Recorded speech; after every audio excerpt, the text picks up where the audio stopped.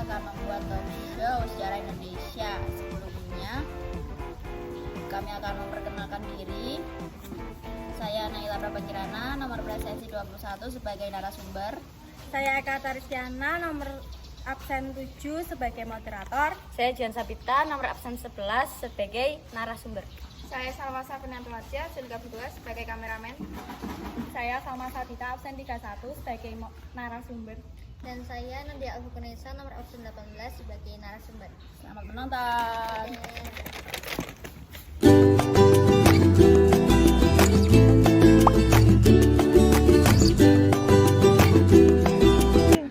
Halo, selamat siang. Kembali lagi dengan saya Eka Taristiana di Talkshow Mata Kita. Oke, jadi pembahasan kali ini kita akan membahas tentang teladan para tokoh nasional Indonesia yang akan disampaikan oleh kakak-kakak yang cantik ini nih.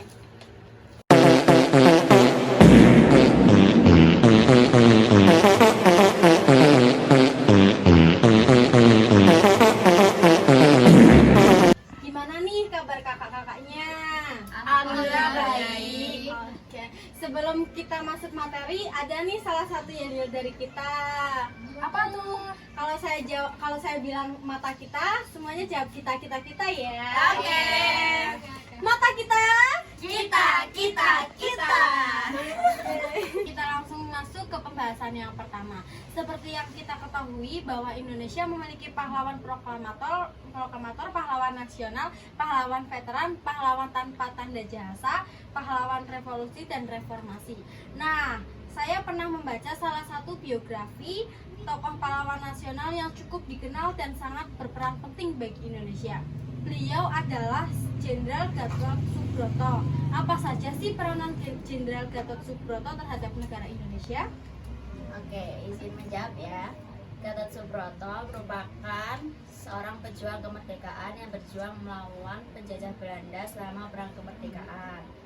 Yang kedua, setelah kemerdekaan Indonesia, Gatot Subroto menjadi Panglima Besar Tentara Nasional Indonesia yang merupakan tonggak penting dalam proses pembentukan Angkatan Bersenjata Republik Indonesia pada tahun 1965.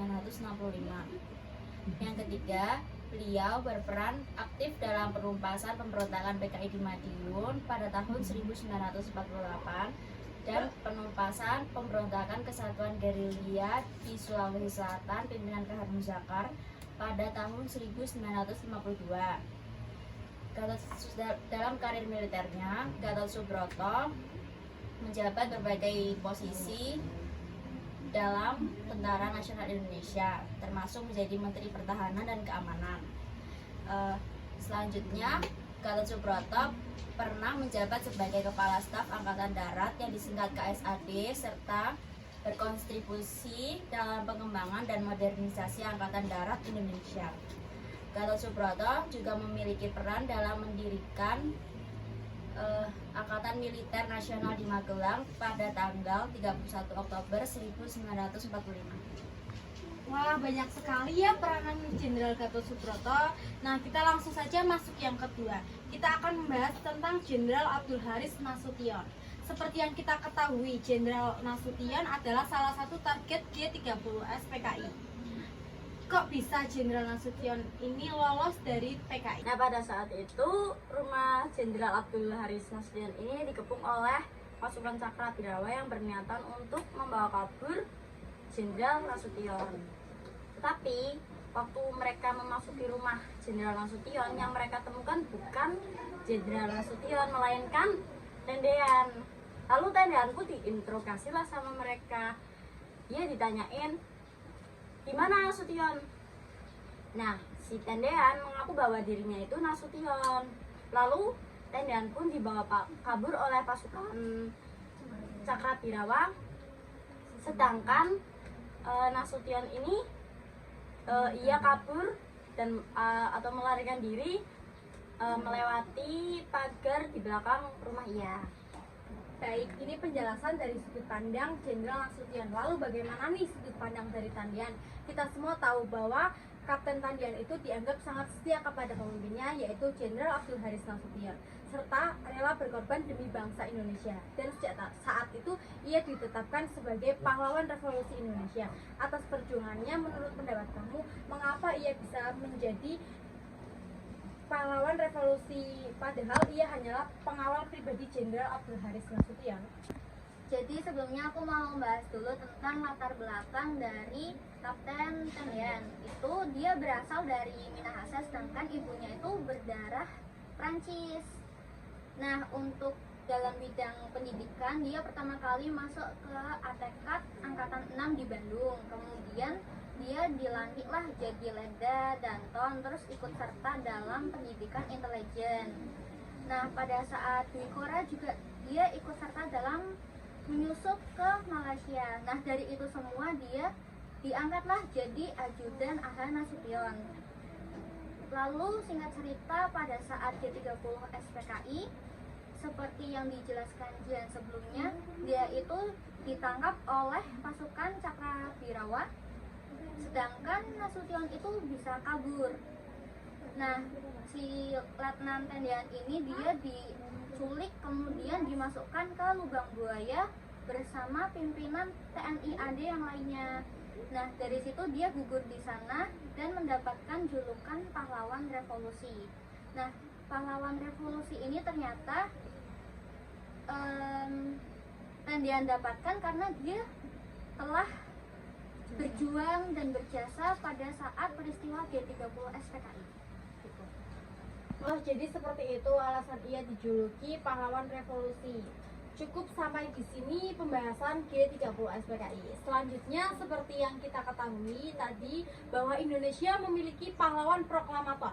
Salah satunya Muhammad Hatta. Apa saja sih peranan Muhammad Hatta dalam proklamasi kemerdekaan Indonesia? Proklamasi kemerdekaan Indonesia tentu tidak lepas dari perjuangan para tokoh nasional. Salah satunya Muhammad Hatta atau akrab disapa Bung Hatta. Sejak sebelum hingga proklamasi berjalan, Muhammad Hatta lah yang selalu mendampingi Soekarno. Selain menjadi pendamping, Muhammad Hatta juga berperan penting dalam memperjuangkan dan mempertahankan kemerdekaan Indonesia. Lantas apa saja Bung Hatta dalam persiapan proklamasi kemerdekaan Indonesia hingga sesudahnya? Sebelum proklamasi kemerdekaan dilakukan, Muhammad Hatta dan Soekarno sempat diasingkan ke Rengas Dengklok oleh para pemuda agar terhindar dari pengaruh Jepang.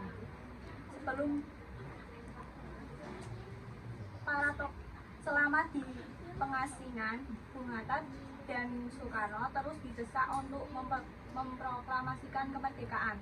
Setelah keduanya setuju, Muhammad Hatta dan Soekarno dibawa kembali ke Jakarta untuk merumuskan naskah proklamasi bersama Ahmad Sutarjo.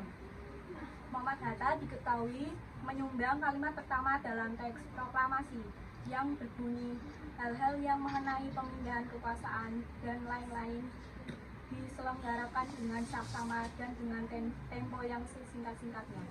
Makna dibalik kalimat itu adalah untuk bisa mencapai kemerdekaan, maka harus ada pelaksanaan yang nyata.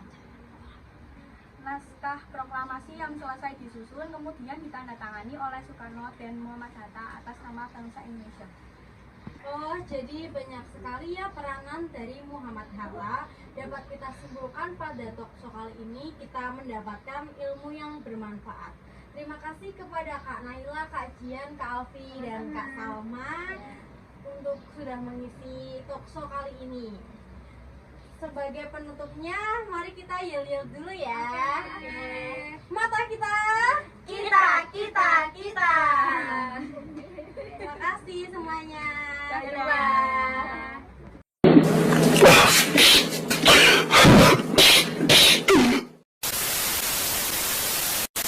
Kita, oke. Jadi, ini kabar kakak-kakak.